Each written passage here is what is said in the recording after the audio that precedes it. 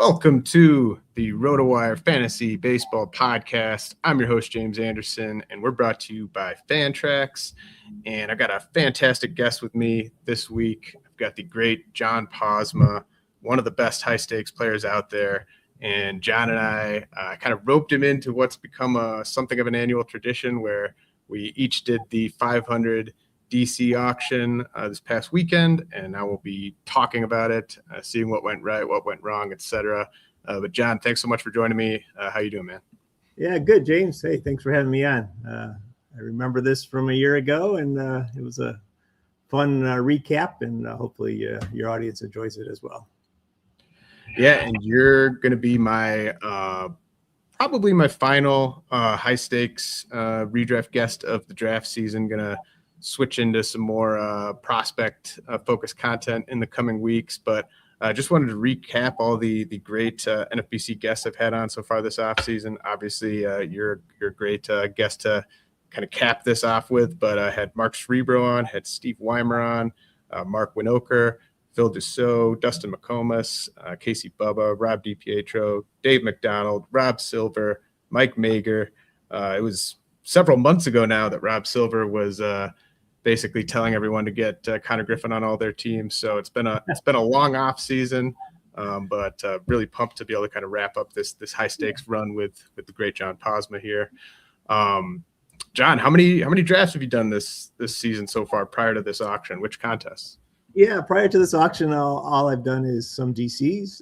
I start with a January 1 DC, and then I added 4 since then, I think. So 5 completed prior to this auction, and now getting into the OC mode next, right? I did an OC last night, my first fast draft of the year. Wow, it takes a little getting used to after doing the slow drafts, but it went okay, I think.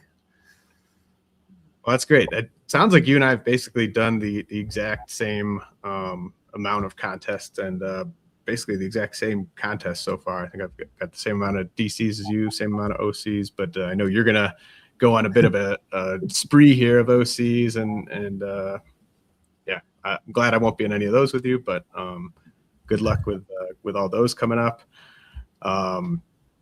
So John, you and I were comparing notes from last year before this auction. We were trying to figure out how much the inflation kind of got carried away. Catchers, closers. I went back and looked. I shared some prices with you. This year, I felt like catcher inflation was maybe down slightly, maybe roughly the same, but closer inflation reached previously unforeseen levels in this one. And hopefully never to be seen again. Ridiculous. Yeah, so right. I guess I went into it last year not really thinking too much about that there would be catcher inflation and the like. And you kind of back that up saying, well, yeah, I think there is, because you don't really have a chance to improve your roster in Fab, and you're stuck with what you have and that kind of thing. And that made some sense to me. But the closer inflation, we kind of felt it was going to be a little bit high, but neither of us knew what lane to pick on that, I think. And it was super high. Yeah, give some examples. It's crazy. Yeah. So, we had teams. I think most of the teams probably had an idea of there was going to be crazy closer prices. I don't think anyone necessarily expected quite this crazy, but we had Mason Miller went for 28. Actually, the same team got Mason Miller for 28 and Edwin Diaz for 26 for a total of 54 spent on closers. Another team got Devin Williams for 23 and Cade Smith for 24 for 47 spent on closers. We had a Joan Duran and Emilio Pagan combo for $41. We had and then we had, like, you got Daniel Palencia and Griffin Jacks for $36 total dollars. It was wild. We had a Kenley Jansen for 18, Ryan Helsley for 21 on the same team for $39 total dollars. So it just if you wanted anybody with like a decent chance of getting a bunch of saves, it was going to cost you, at least $20. And we had one team really kind of zigzag the other way. Team 15 in this auction got Kirby Yates for 3, Kevin Ginkel for 2, for a total of 5. But they were the only team that really kind of truly diverged and sort of ignored these elevated prices. 6 total teams bought 2 $15+ closers. 7 teams spent between 20 and 35 on closers. There was one rogue team that spent $38 on 4 relievers in the auction. But yeah, like it was crazy. I basically went in thinking I'm going to get Daniel Palencia for like 16, 17 bucks. Like I think he's not a top tier guy. I don't think he's going to go for like low 20s, mid 20s, but I feel good about him getting me saves, and I feel decent about the ratios and strikeouts. So I'll overpay a little bit on him. But Palencia gets nominated. The bidding gets crazy. Like I feel like maybe you had the same idea as me. You end up staying in and getting Palencia for 19. Was that just was that kind of a target for you? Like just on Palencia? Like how do you look back at the way different prices panned out and which range you feel like you should have shopped in? Yep. So I felt like the top guys were going to go high, like they did, and I kind of zeroed in on that middle range where I thought they would be a little bit more reasonable. The Palencia, Jacks, Hoffman range, etc. And I don't know. I mean, once it started, the top guys went higher than I thought, and in retrospect, maybe grabbing the top guys might have been better than the average guys for how high we spent on them, right? And then it just kept beating on each other, right? One got nominated, and the next guy would nominate, and then it went for a string of many relievers in a row, right? So it's like everybody was buying in on either they had the reliever and wanted everybody else to spend, and so they nominated another reliever, right? They're listening to your auction podcast experts over the last couple episodes and reading the room, and hey, if I got one, I'm gonna make everybody else spend on it too, right? And that seemed to be what happened there. And by the time Palencia and Jacks were nominated, and I kind of had to stick that course, I guess, because the top guys were gone, and it's way more than I budgeted for those two guys. Yeah, it's one of those situations where you look at the carnage and you look at the different ways you could have gone, and it's just, I don't know if there was like a good way to go. It's just, you're kind of like choosing the lesser of different evils here. Because, when you get like, even, those like team 1 was the Devin Williams and Cade Smith team for 47. Team 2 was the Mason Miller, Edwin Diaz team for 54. It can get tough to, assemble the rest of your roster then, right? Like, for sure. Yeah. And really no discount on the catchers, as you expect in a DC auction, right? From last year as well, and makes some sense. So if there's no discount on the catchers and the closers went way high, now the rest of the roster has to give a little bit. And we saw some of that in some other areas, but I chose to participate. It looks like you did as well. And, we know that you got to get the saves, and then there'll be lots of speculation in the DC portion of it to try to grab any more saves if there's any out there potentially. Right. And I don't think I've even said who I got. I said I wanted Daniel Palencia. I got, where's my team? Ryan Walker for 16 with the Giants, Robert Suarez for 6. Walker, and then it kind of got weird because I wanted, I was in on Jacks too.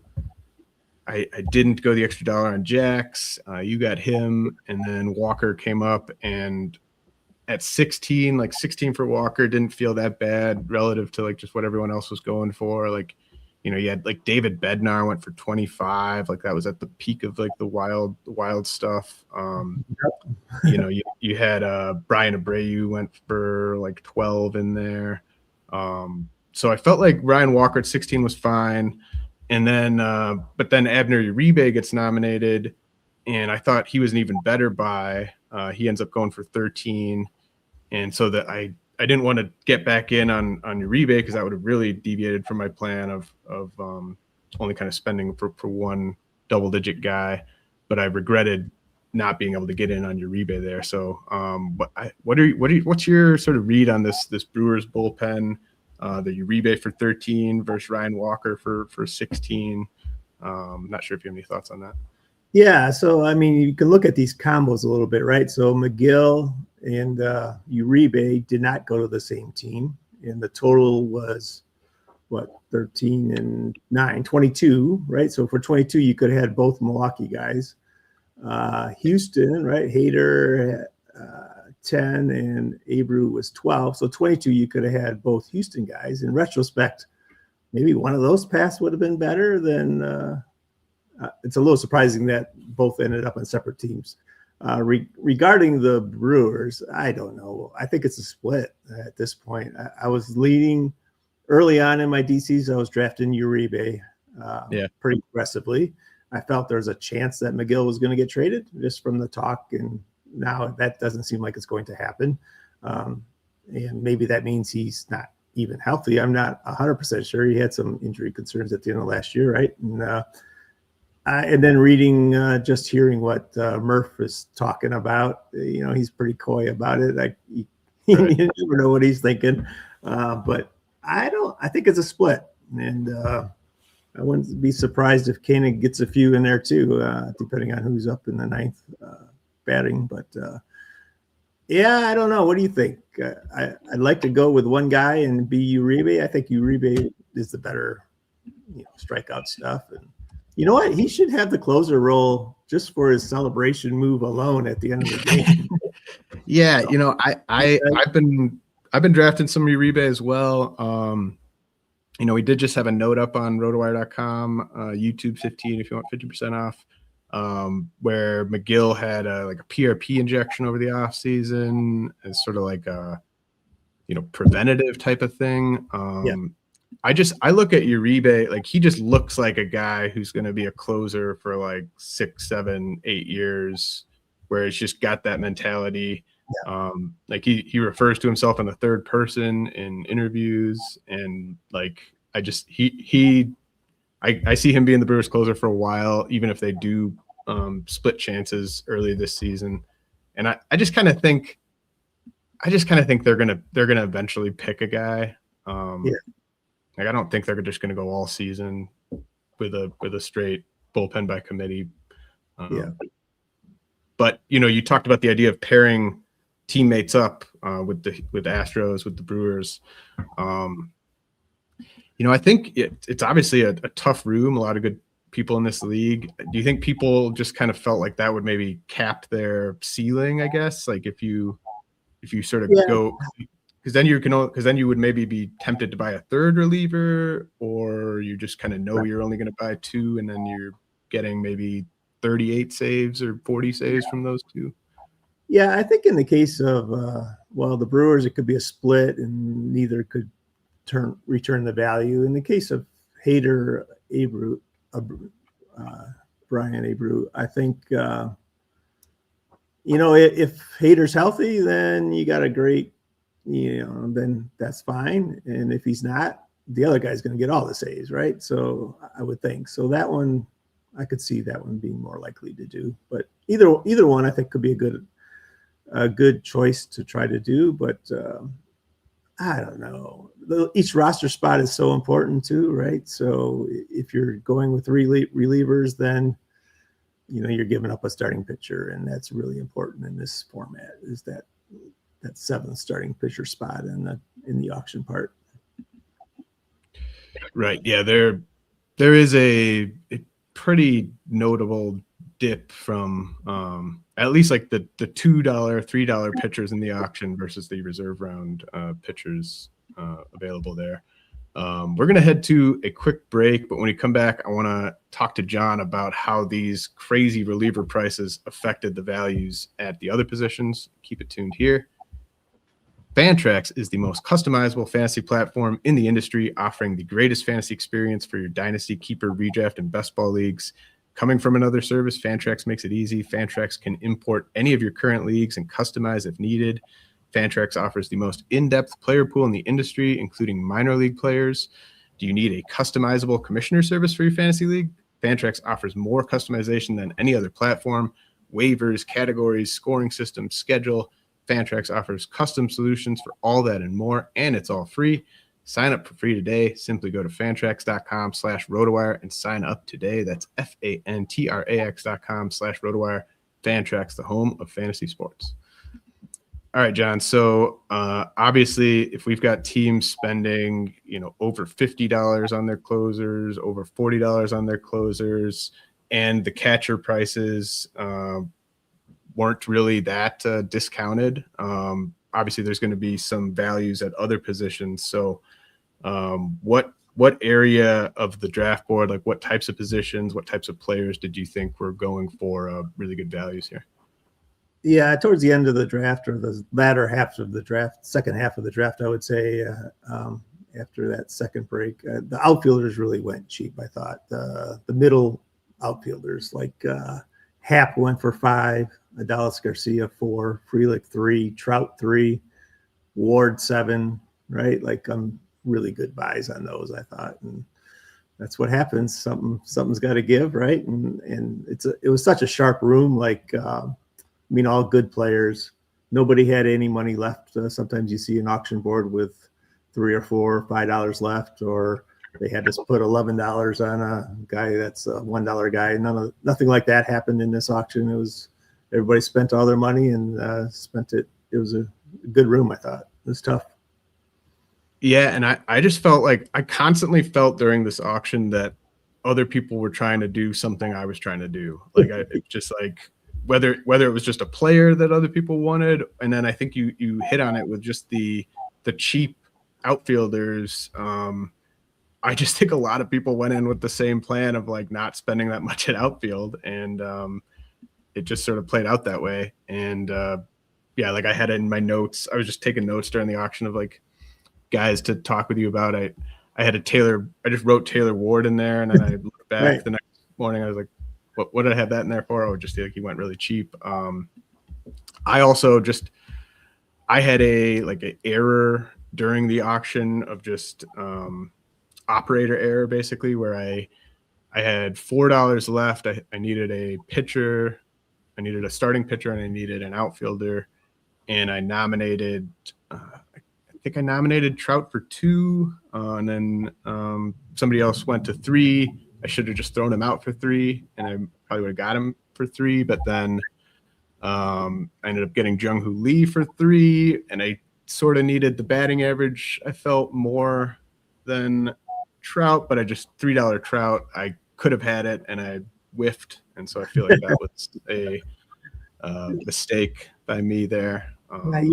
You can second guess that all day long, right, James? But I don't know. Like for my outfield, I ended up with Suzuki, Rosarina, Wallner, Scott, and Walker for 35. So I spent the same on my closers as I did for 5 outfielders, right? That's like not smart, but we'll see how it turns out. Yeah, I ended up with $17 Riley Green, $12 Andy Pajes, $7 Jack Caglione, $4 Jordan Beck, $3 Jung-Hoo Lee, and then I guess Jose Caballero, outfield eligible, got him for 4. But yeah, that's one I wish I had. Caballero is just perfect for this, right? Like not only is he going to give you a boost in speed right off the bat, he's going to play all the time to start with, and all the eligibility things is great for this format. You got a lot of that on your team, I noticed. Burleson, right? Yeah. So I definitely agree with you on Caballero. I had the NFBC, Mark mentioned this when he came on a few weeks ago, but NFBC's adjusted the pre-bids you can make, where like you used to be able to set like a pre-bid on players. And I wanted Caballero so bad that I set the min pre-bid of $8 there, and was surprised nobody pushed me past 4. Yeah, so I guess we weren't going to get him. Nobody even had $8, so no, you got him. I'm getting Caballero. I don't know. I think there's I think obviously like everything you said with him is true about just him being perfect for the draft champions format. But yeah, I think I think he might just be like a slightly better hitter than people give him credit for too, and chance that he just finds a way to be in that lineup most days this year. And then yeah, like I mentioned, we can jump to this part in the outline really quick, but yeah, part of my plan was to go in and get I wanted Cedar Rafaela for the second outfield eligibility, and then I wanted one of Tyler Soderstrom or Alec Burleson for the first base outfield eligibility, plus Caballero, just to kind of like, I thought that might give myself a leg up just from a versatility standpoint. I knew people were going to be paying for catchers and closers, which is generally my approach in DCs, but I thought I could corner the market on this eligibility thing. But then Cedar Rafaela gets nominated. I had some bid on him that was saved in the system, and that quickly got outpaced. And then I ended up bidding 17 on Rafaela, which was definitely more than I felt like he was just worth by himself. But I thought the eligibility and just the fact I really liked the player at a weak position in second base, like I don't actually regret overpaying for him, just because I wanted to kind of stick to that plan. And like, that feeling in like an auction where you don't go the extra dollar on a player, but then you kind of immediately regret it, and you're just sort of you're kicking yourself for like the next 5-10 minutes. Like I just didn't want that to happen with Rafaela. So I was wondering like if there were any buys you had where it was like, I know this might like technically be an overpay on paper, but like I got to do it here. Yeah, I've got a couple, right? So I think you and I had a bidding war on Sheehan for the Dodgers. And I regret pushing you up on that one, right? So based on who I had on my roster already and how much I ended up spending on yellow. And then later I added Woodruff came up, and I just last second, just as it was going once, going twice, I put in, I think 11, and I got him, which, man, I should have not had one of those two guys, right? And now Woodruff is being slow played again, right? Like it's forever the same in this guy. But so I regret those two I like both of the pitchers, but for this team, for that price, I regret that. And then I guess on the flip side, I do, at third base, I got Michael Garcia, and that's another one of the guys I needed. I started with Yordan Alvarez, and I was trying to catch up some speed at that point. And at that position, I think Mike Garcia is going to have a nice year, and I don't regret that. I think I paid full boat on it, 22. It's about right, I think. But so that's one that I don't necessarily regret. How about any large purchases on yours that you are glad you did? And so yeah, I really liked the way my auction went for the most part. I would definitely cop to it if I felt like I'd messed up in a bunch of spots, and you can tell me if you think I did. But you got a good auction for sure. Good team. So my big buys were I went 28 on Hunter Brown, 31 on Junior Caminero, and 27 on Zach Neto, and 20 on Hunter Goodman. So 4 guys between $20 and $31 there. Yeah, this is kind of it just comes with some experience. And even though I've done many auctions, it still happens to me, it seems like, where I buy too many of the top guys. And, I think your auction expert guests, Mark Winokur and Mager, both have done a great job of educating the whole community on auctions, right? They're such good auction players, and they're really great on these pods as well in terms of explaining and bringing up the different viewpoints. I really appreciate that. And, and they've made the comment several times that the rooms are getting sharper in terms of not overspending on the top guys, and it's getting tougher to auction. And I think this was an example of one. And, I still bought too many top guys, and I was in dollar days way too soon for sure. Well, we'll get to that in a second, but I'm sure you will. I really appreciate you coming on, John. We're gonna talk about some other teams here for a second. So I showed the board like to some friends and just talking about the closer prices. Wait, what? You're sharing boards, James? James, you can't share boards. Whoa. But it's all good. I did. The thing that jumps out, right, is like, if you're gonna pay what you needed to pay to just really feel good about your saves and your relievers, then you were either gonna have a pretty weak starting pitching staff, or you're gonna have to just overspend on pitching.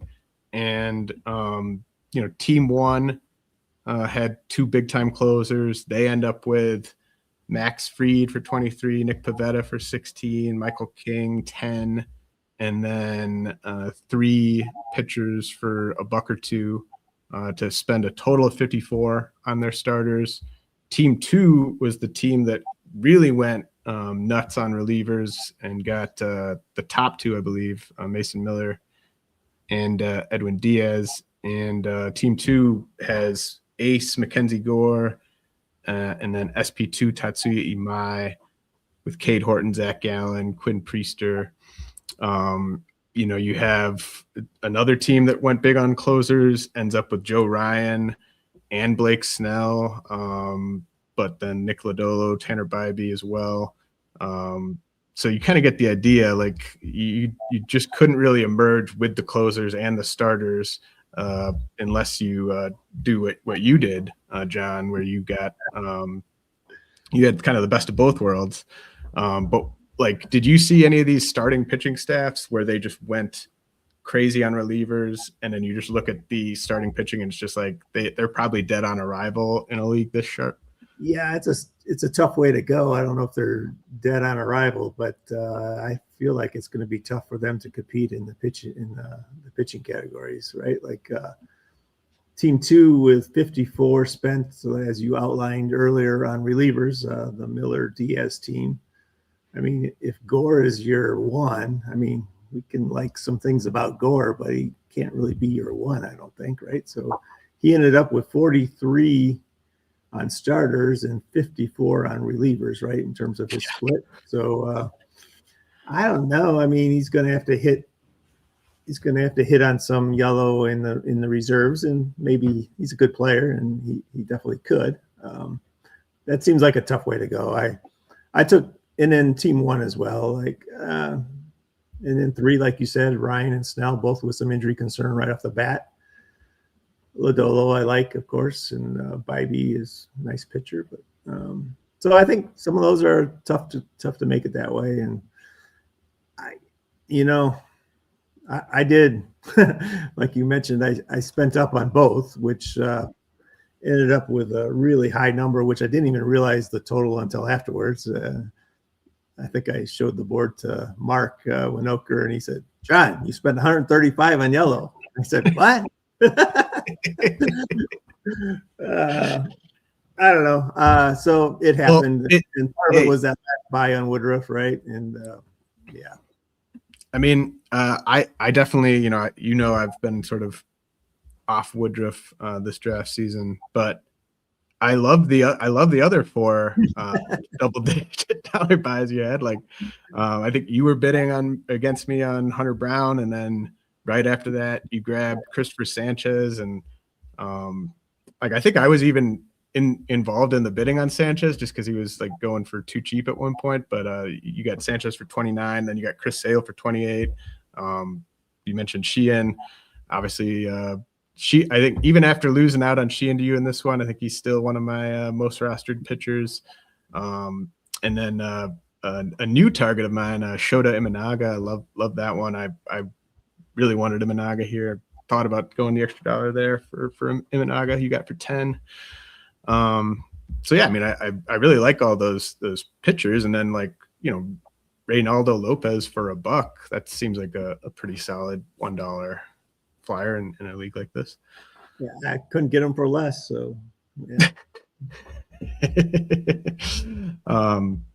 What about Team 12? What about the Chase Burns 14, Nolan McLean 13, Spencer Strider 11, I really like the Cody Ponce 2, Ryan Weathers 2, Chris Bubich 2, Grayson Rodriguez 1.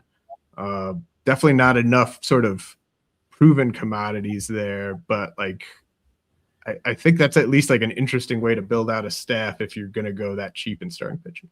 Yeah, I think he ended up around 75 and 77, maybe. I didn't add it up, but something like that. So he was really cheap on yellow, and certainly some risks there too. Between Burns isn't necessarily a guarantee, I don't think. Health wise, McLean, of course, is some experience concerns, but yeah, I love those end game. I mean, he did a good job, going 2 instead of the 1, and whether he nominated at 2 or just bid 2, I don't quite remember on all those guys, but he did a nice job rounding it out for a cheap $75, $77 staff, given where closers went. I think he did fine, right? And so now, did he do enough on the hitter side to balance that? Maybe, right? So that's the fun part about these auctions. What about this Team 10 build with $41 Scooble and then $10 Wheeler, then $12 Brian Abreu, $13 Anthony Dominguez, $12 Dennis Santana. So 3 basically $12 relievers plus $1 Jordan Leisure. So 4 relievers plus Scooble and Wheeler. I mean, that's probably my least favorite of the staffs in the league. I think so. I agree with you. Number one, you're dedicating 4 spots, and then that means you've only got 5 left for starters. And then including in those 5 are a couple guys that are, not for sure, not a for sure thing, $1 flyers at the end, or that's a tough way to go too. I can't do that. So, I mean, maybe this guy can, right? So let's talk about catchers. Like I said, I told you this, but I think you, me, and then the team that actually got him for $4 we're all hoping to get Bo Naylor for like $1 or $2. Yeah, $2. That should be enough. I should have him. Yeah, I was just like, should I throw Bo Naylor early and just sort of see what the price is and move on? And then I was like, no, there might be somebody else that wants him. So if I just wait long enough and we get to dollar days, then like the most he'll go for is like 2. But he did get thrown early. I can't remember if that was you or somebody else, but yeah, he ends up going for 4. And then we're kind of left scrambling there. Right. So you ended up with JT Realmuto and Freddie Fermin for $10. I already had a $20 Hunter Goodman at this point. And I ended up sort of pivoting in the opposite direction. I ended up spending a bit more than I wanted to on my catcher too. I got Ryan Jeffers for 7, which is just like, Bo Naylor goes for 4. I guess I wasn't expecting Jeffers to also go for 4, but he was basically at my max there at 7. So how did you think you pivoted here? How do you have any regrets about the way catcher broke down? Yeah, I didn't like how that all went, right? Like it's the catcher game is tricky too. At the end, you're whether to nominate for 1 or 2, and you're pretty sure you're going to get them for 2, so you go 2, and then it gets bumped up, and then later you see another guy that sticks at 2, and if you would have just done that, then I should have done that. But then when I nominate the guy, he went for 5, not me, but the player that was nominated had more interest than I thought, right? So it's hard to predict, and it's a frustrating. It can be a frustrating experience, but given that I have a $1 catcher and he's not that good, I'm going to have to add a couple in the reserve. I did add Danny Jansen so far. I don't know if that's a good ad or not, but he's an ad. So he's a body, and he could be starting in Texas, right? So we'll see. So then hopefully add another one. Maybe even I'll have to lean, maybe just do two more catchers on this one just to round it off. But the good thing is we have 27 rounds to round it off. And, given that I was very pitcher heavy on this, I think I went 5 or 6 straight hitters in reserve round so far. And for the audience, the reserve round is ongoing right now. We've done about 10 rounds of the reserve round, I think, something like that. So, I'm leaning very heavy hitting just because I know I'm short on hitting during the auction part, and we'll see if I can round it out. But that's the fun part. Yeah, I look at like Dylan Dingler for 3. Yeah, that would. I would take that. Yeah, I'd probably rather have Dingler for 4 than Jeffers for 7. But yeah, Bo Naylor, I do like I was telling Dustin, I haven't gotten any Bo Naylor in my DCs just because I'm so focused on getting elite production at catcher. I usually have my 2 catchers by the time Bo Naylor is up. So I was just like, well, the auction will be perfect. I'll just get Bo Naylor. And of course I don't get Bo Naylor in the auction. So you know what that means? You need to do another auction, James. Yes, that's exactly right. I do have AL Labor coming up this weekend. Oh, nice. And are you doing an auction in Vegas too? I'm gonna do one I'll partner with Todd Whitestone for an auction. Oh, yeah. Fun. Yeah, that's great. Nice. Now, yeah. So what would like if you could have, would you ended up with someone like a Will Smith or someone like that if you could redo it? If I could redo it, I would take Will Smith for sure. Yep. What did he end up? I remember it was like right in line where he should have been. 17. So, yeah, that to me was good. So I thought that team did a nice job. Team 6. I really liked his team. I thought he's a sharp player, and he's really nailing the reserve rounds as well, it seems to me. So I do not appreciate Team 6. Team 6 is Team 6 just took Justin Robleski right in front of me. Had Otto all queued up on Justin Robleski, and he goes right in front of me. So no thanks, Team 6. And this is early for him too, right? I thought I was getting in this round, so I had 2 guys ahead of me that were taking them. Nice. Well, I think we were again like this room. Like I feel like we were all just kind of like, all right, wait till the 500s on Robleski, and then we'll take Robleski. Right. No, even in his, looking at his team, Sal Stewart for 7, Willier Abreu for 6, Hap for 5, Ward for 7. I mean, really nice team he ended up with. So it's going to be a tough team to beat, I think. Yeah, and his catchers, Will Smith 17, Alejandro Kirk 12. Right. So yeah, two pretty firm top 15 catchers for 29, which is same price as Cal Raleigh went for. Which is about that. Cal Raleigh ended up going for like about the same price as William Contreras last year in this auction. So I think catcher prices were down just like a tiny bit this year, but I think just the closer prices affected everything, even catcher. So let's see here. I feel like Bo Naylor, like it's worth kind of talking about just the whole idea of we can go into these auctions and we obviously have purchasing power to get any player we want. But you can't go in with just an extremely rigid plan of like, I'm going to get these exact 23 players. Because obviously, like we touched on with Naylor, like I touched on with Daniel Palencia, like even if you're just like zeroed in on one player, stuff can happen in the auction where you just don't get that player. So how wide of a range are you sort of going in with here at different positions? Like, are you, down to like 3 or 4 players who are targets, or is it an even wider net than that? Yeah. So being the first auction of the year, and I'll do a couple more before I'm done, but I had a pretty wide, like almost everybody's in play. I don't have, I know Cerebo and Casey Cha and others have a very defined list when they go to a draft or an auction.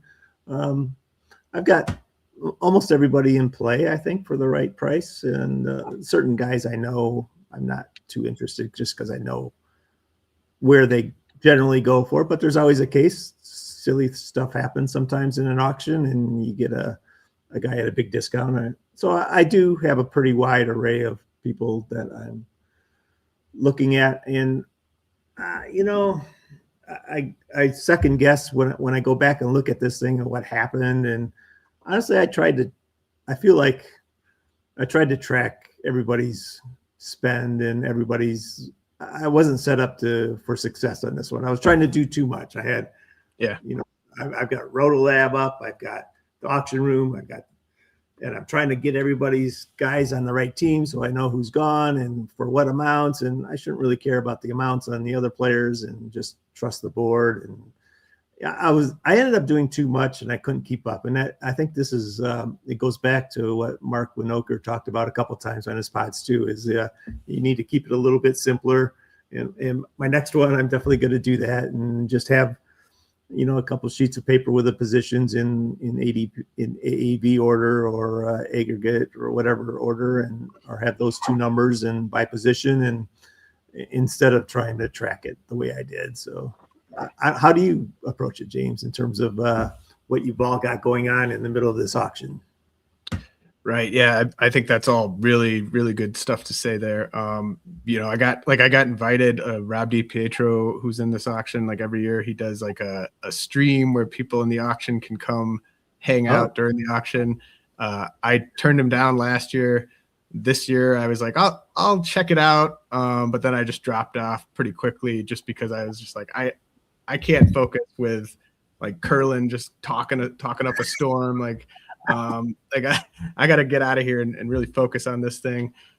So I basically have like a spreadsheet with, the positions, and then I'm kind of like, 4 or 5 deep at each position with sort of order of preference. And, ideally we're kind of talking like a similar caliber of player for like the backup option so that I'm able to kind of budget in advance. So like if I don't get like Hunter Goodman, like I got Hunter Goodman like right away for 20. If I don't get Hunter Goodman for 20, then I'm probably going to try to get either Langoliers or Contreras for whatever they go for. That kind of idea, but at like each position basically. Yeah, no, that's great. Yeah, good advice for sure. So, I mentioned like we're talking about this with just the Bo Naylor getting thrown earlier than expected. There were a handful of key players. Obviously all the closers are getting thrown out, but like Miguel Vargas got thrown out early in the auction. I think he's a piece that a lot of people in this wanted. Third base, first base eligible. He ends up going for $7, which was one more than his max this month and more than double his AAV. So clearly a player where people in the auction wanted to know what the price was going to be so they could make other plans if they didn't get him. But like in your experience, another guy like this, Braxton Ashcraft of the Pirates, he gets thrown out earlier than expected. I really wanted Ashcraft. I ended up having to spend $6 to get him. If he gets thrown out later, he definitely goes for like 3 or 4 tops. So I was just kind of curious, like in your experience, if there's a guy you want, does it almost ever work out to throw them out early, or is it typically going to lead to this sort of overspending, or does it just depend on the room and the player? Yeah, I think in general, if it's a guy you want that's a lower price player, I think it's best to wait. In this room for sure, because of we talked about it a few times already, was just how heavy the closers went, and also how early they went in terms of when they were nominated. So once they went, it seemed like everybody was nominating them. So then you could definitely, if you had an inflation calculator going or not, you could definitely see that there was inflation in the relief pitchers, and that was definitely going to lead to lower pricing and later. And I think in that case, if I was the Miguel Vargas hunter, I think I would have waited on that, right? Till later. But you never know for sure on that. It's just a feel a little bit on some of that, but generally, in terms of the target and nomination strategy, I think you want a purpose with each one, right? You're just not picking a player, right? You want to find out about a position or find out about a tier, or you want to, you just paid a lot for first baseman. Now, well, let's make somebody else pay for that same level first baseman and get that out there. So there's always those strategies at play. But more at the beginning, it's more information finding in terms of reading the room a little bit, and then you move into your targets and strategy. Yeah. I think just definitely something to consider for next year, and I think almost sort of, it might be different in like your home league auction versus like an NFBC league auction, where there just seems to be a lot of similar mindsets on similar types of players, and like dollar days are still going to be dollar days, regardless of how buzzy the players are. So yeah, I think in all those cases the guy goes cheaper if you wait. We touched on earlier, you ended up needing to get 8 $1 players. I can only imagine how uncomfortable that was, John. So what was that process like? And what was the hit rate on like getting guys you really wanted versus just having to settle for what the room gave you there at the end? Yeah. So I think, first of all, just speaking of dollar days and dollar, when you're down to $1 players, I go in with a plan of probably maybe more. I intend to have more dollar spots than some other people do. Probably I'm fine having 3 or 4 for sure, right? So generally I think about my utility spot, outfield 5, SP 7, or RP3, depending on what it is there. And then, maybe one of the corner infield or middle infield as $1. So I go with a plan of having 4 or 5 $1 guys, just because, those guys generally do out earn $1 at the end of an auction, just because of the way the dollars are distributed. But, 8's not a smart move at all. And it gets so tricky, right? You're on the clock, and do you nominate the $1 guy that you really want? Well, no, everybody's got way too much money left. They've got the positions left, so you got to look at all that, and you have 10 seconds to make the decision on who to nominate. So I think in the end, I got maybe half of what I wanted. On the pitchers, I felt I did great. Like Reynaldo Lopez for $1. That to me, that was a win. I now, obviously, all my dollar guys I nominated, otherwise I wouldn't have them for $1. But that one I did a little bit early. That was my last pitcher I think I got. So he lasted a little bit longer. I was just hoping somebody else wouldn't nominate him, right? Outfield, I ended up having to have $3 guys. That's not ideal, but I ended up with 2 St. Louis guys, Jordan Walker and Victor Scott, and then Wallner, which kind of fit my team needing some power after I got a couple hitters that don't really hit home runs. And then you mentioned the $1 catcher. Yeah, and then I was disappointed. I think, did he go for $1? Yeah, Andrew Vaughn for $1. I wish I did that. Like, instead I got Josh Bell for 3, right? So I did 1. Somebody bumped it to 2. That's an example of $1 one I thought I was going to get maybe for $1. It went 2, right. And then I did end up going 3, and then later Vaughn went for 1. I thought, well, that would have been better, but right. That's always happens, right? How many did you have, James? You had a couple, right? I had my only $1 player was Max Meyer. Yeah, see, this is why you're a good auction player. Well, but now I don't have 3 opportunities to earn more than $1 on this. So now you I mean, I love, like, you mentioned Matt Wallner for $1. I think Wallner for $1 is great. I thought Andres Jimenez for $1 was fantastic.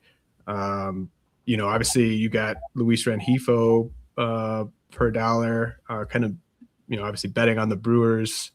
I thought that was just a really sort of inspired move by them to try to, I don't necessarily like what they got for Caleb Durbin. We'll see what they end up doing with that, but just the idea of, like, we have all these prospects coming. Eventually, Caleb Durbin's just going to kind of get phased into a utility role. Let's trade him while he's still a starter, and then let's try to like create the next Caleb Durbin out of Luis Rengifo over the span of a season. Basically, I thought that made a lot of sense to me, and I kind of forgot about him going into this. Yeah, we're both Brewer fans. You living in Wisconsin, and me growing up in Wisconsin when I was a kid. But they're tough they break your heart so many times with their moves, right? Like Josh Hader being traded, Devin Williams. I mean, those. And now Caleb Durbin, I didn't like to see him go. I was a huge Durbin fan just as a player, not so much for fantasy. Just love the way he plays the game. But hey, that's what the Brewers do. Are they ever gonna like go for it, you think? Like the last time I can remember is when they signed CC Sabathia and they pitched him like crazy, right? For that's like, I don't think, I'm not going to predict them to do something like that again, just because they have gone so long without doing it. But I think I speak for a lot of Brewers fans when I say that CC Sabathia run down the stretch was one of the best summers ever as a Brewers fan. Sure, so it was.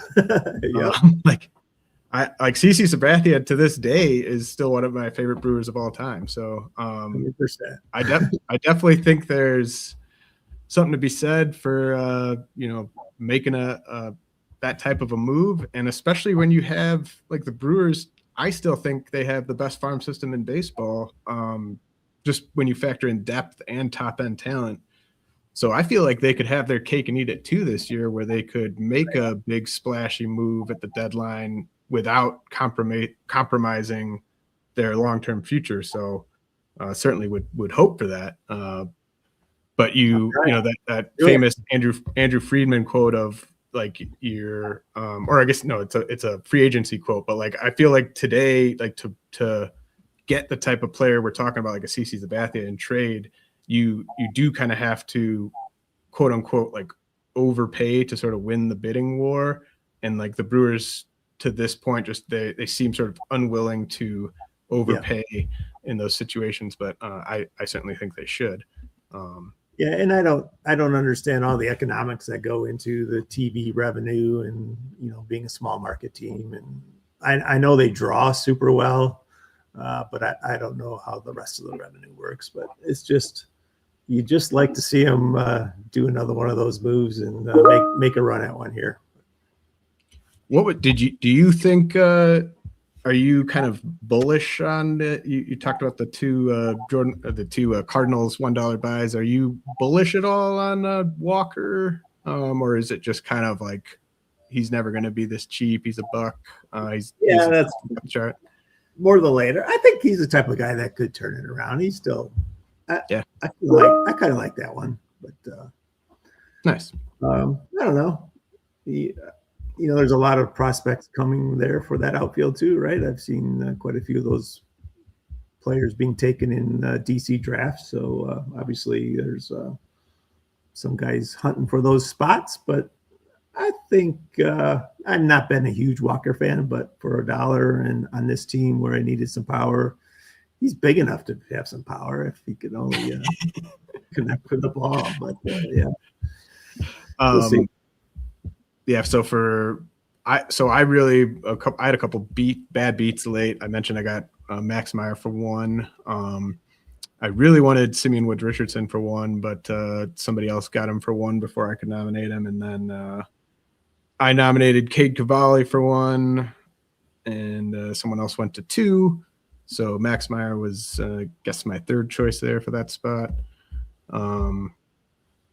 Do you have any, John? Do you got any questions for me before we? Yeah, speaking of Kate Cavalli, I had that one down as one of my hopefuls for a 1 there too. So we've been on the same page on a lot of these guys, which that's good, I guess. Good for me. You're a smart guy. I'm saying it's good for me. I don't know if it's good for you, but I'm saying it's good for me. No, my question is not really on your strategy. I think you did a really nice job on your auction. I think it's going to be a close battle here. I think. I just was curious more on the prospect stuff and like how how'd you get into being the prospect guy? Like I hear you everywhere now. I was listening to MLB Radio with Steve Phillips, and you were a guest of his, which is great. They have a little fantasy perspective on a couple of their shows on the MLB network. So congrats on all that. Oh, well, yeah, thanks. I had the honor of discussing a mock draft that I was in with Steve Phillips. Yeah, Steve loves his mock drafts. Yeah. So check that out on demand if you missed me and Steve Phillips discussing a mock draft. But yeah, so gosh, would be probably 2013, I think, was when I'd been writing remotely for RotoWire since 2011. But I started like working in the office in Madison every day, kind of around 2013. And I was just a baseball breaking news writer. Derek Van Riper and Clay Link were the 2 baseball editors. And basically whenever I had free time, I would just be writing prospect notes just because I was really kind of gravitating towards that side of the game, like especially just dynasty leagues. I was really getting into multiple dynasty leagues at this point.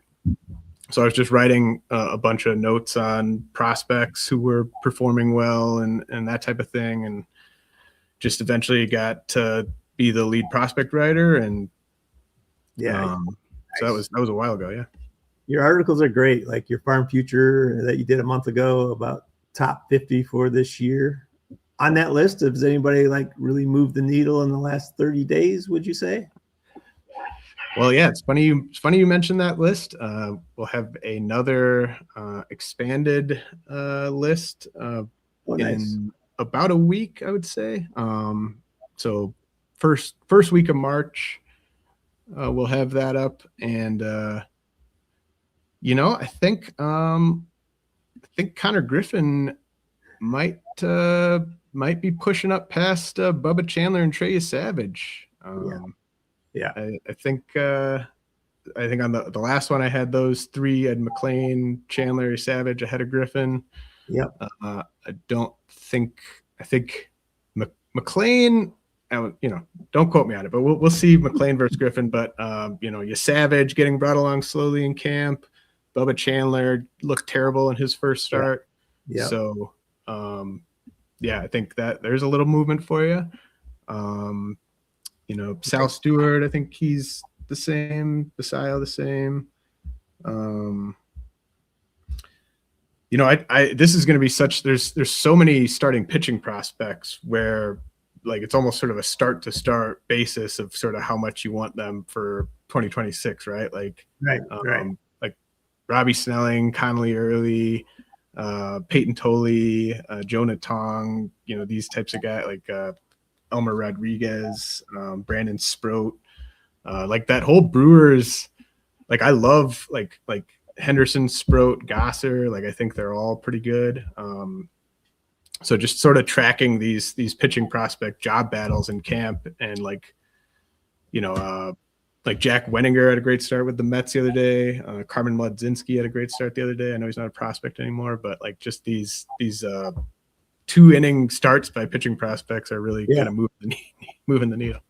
Yeah. Well, looking forward to. Thanks for the preview on your next article. That's great. Absolutely. Connor number 1, he's going to be skyrocketing here, I think. Right. Yeah. What do you have any Griffin on any of your DCs? Just one. I did the January 1 DC. I think I got him in the 14th round on that, I think. So, he's going to be, I don't know, he's probably going to go 120, 130, 140, somewhere in that range now, don't you think? We'll see. I did an OC last night. He went a little bit later, and I was surprised he dropped to the 150 range. I think Waxman got him there, but he's in every draft, by the way. But yeah, as Gecko said last week, he's trying to get there on volume. yeah, I really, those are all good guests you had on. They're all fun to listen to. So yeah, I mean, I Connor Griffin, that Saturday main in Vegas, be interested to sort of see where he's at on all those different draft boards in that room. I mean, right. It's like we're all sort of, I feel like there's just an internal struggle for me. Like I only got one Griffin as well before all this. And it's just sort of that, like, I know that like I can win this league without taking Connor Griffin and, you know, et cetera, et cetera. And then we watch him and it's just kind of like, oh, you know, so I don't want somebody else to get Connor Griffin, you know? So that'll be a fun little mind game between now and opening day. But yeah, it goes in cycles, right? So we're pretty high on the guy, and then the manager says what he said, and then okay, well, that's probably he's not going to break the team, and then he does what he did yesterday or 2 days ago, right? And he's just smashing the ball, and he's definitely making the team, right? And now where do we take him? So, yeah. Yep, exactly. Well, the great John Pausma, thank you so much for joining me, man, and good luck the rest of the way in our reserve rounds here. Hopefully we don't get any more snipes from Team 6. And this has been brought to you by Fantrax.